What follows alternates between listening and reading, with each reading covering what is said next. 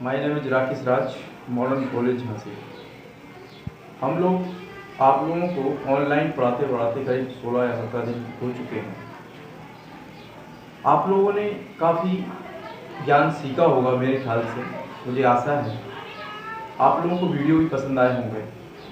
मैं आप लोगों से ये निवेदन करना चाहता हूँ, सभी स्टूडेंट्स से, जो क्लास के जो हमारे स्टूडेंट्स हैं, कि आप लोग जो आप लोगों को पढ़ाया जा रहा है उसको आप प्लीज़ इसको आप अपनी नोटबुक में ज़रूर नोट कर लें और इस वीडियो को एक दो बार अवश्य देखें, क्योंकि अगर जो चीज़ आपको समझ में नहीं आ रही है उसको एक दो बार अवश्य इसको देखें तो आपको उसको जो आपका संशय है वो आपका दूर हो जाएगा। दूसरी बात जो है कि मैं आपको, जैसे कि मान के चलिए हम आपको बाद में एक स्क्रीनशॉट भेजते हैं, इस स्क्रीनशॉट को आप जूम करके आप उसको इसमें नोट कर सकते हैं। क्या हमने बोर्ड पे लिखा है, अगर छोटा छोटा मतलब लिखने से क्या होता है कि हम उसमें लिखने से इसलिए लिखते हैं कि ज़्यादा से ज़्यादा ज्ञान आपको दिया जाए, जल्दी कम समय में ज़्यादा चीज़ें आपको सिखाई जाएँ।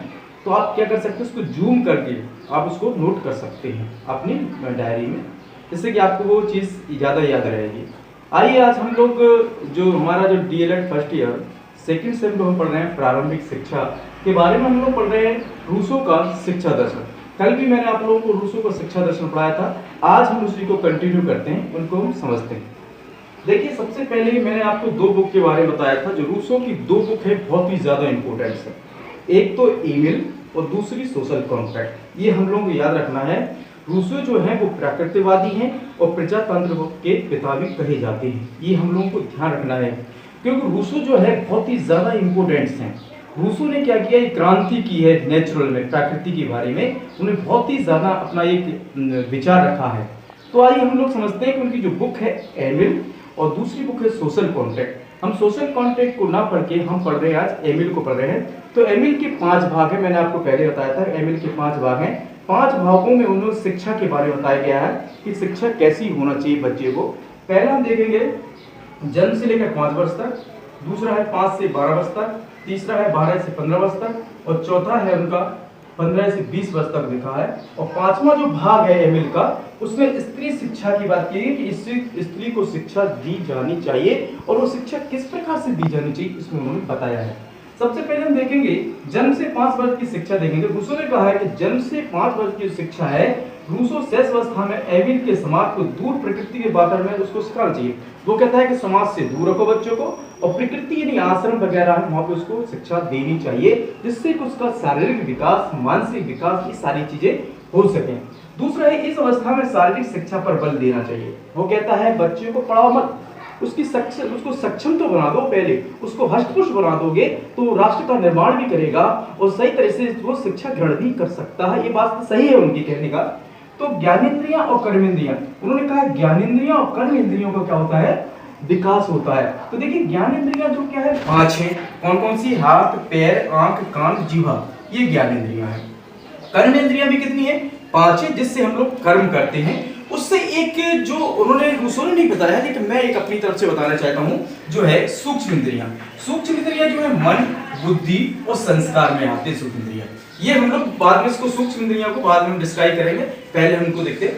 तो बच्चों को प्रौढ़ नहीं समझना चाहिए। वो कहते हैं कि बच्चों को बड़ा मत समझो, बच्चों को प्रौढ़ नहीं समझना चाहिए। प्रौढ़ मतलब क्या है, बच्चों को अगर हम प्रौढ़ समझेंगे तो बच्चे का जो नेचुरल है, जो उसका जो शैशवावस्था है वो क्या हो सकती है, और उसका सही तरह से शारीरिक विकास नहीं हो सकता है।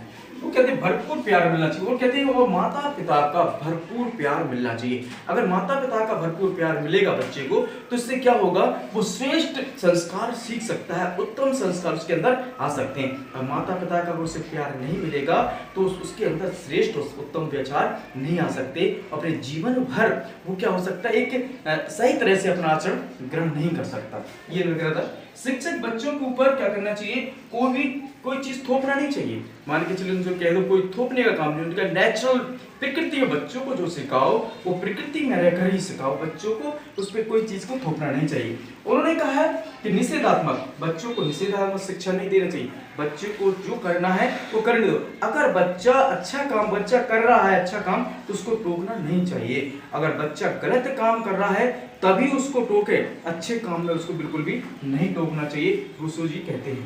आगे देखते हैं कि उनका जो है 5 से 12 वर्ष तक जो शिक्षा है वो क्या कहते हैं, ये भी उनका दिया गया है। रूसो बाल अवस्था के जीवन के सबसे नाजुक समय समझता है। वो कहते हैं जो बाल अवस्था है जीवन का सबसे नाजुक समय है, इसमें बच्चे को रोक टोक नहीं करना चाहिए, बच्चे का जो स्वास्थ्य और उसके शारीरिक उस पर ज्यादा बल देना चाहिए। रूसो के अनुसार बालक को आचरण की शिक्षा तब तक नहीं दी जानी चाहिए। वो कहते हैं बच्चों को छोटे से आचरण की शिक्षा मत दो, तब तक नहीं दी जानी चाहिए तब तक वह नैतिकता का आचरण की श्रेष्ठता का क्या होती है उसमें, जब तक वो ये ना समझ पाए कि नैतिकता और आचरण की श्रेष्ठता क्या है, तब तक बच्चे को नैतिक आचरण नहीं देना चाहिए। बच्चे को स्वतंत्र रखो, बच्चे को बच्चा करेगा करके सीखेगा, ये सबसे बेटर उन्होंने कहा है। इसलिए उन्होंने एमिल बुक है, एमिल में पूरी शिक्षा के बारे में उन्होंने बताया है।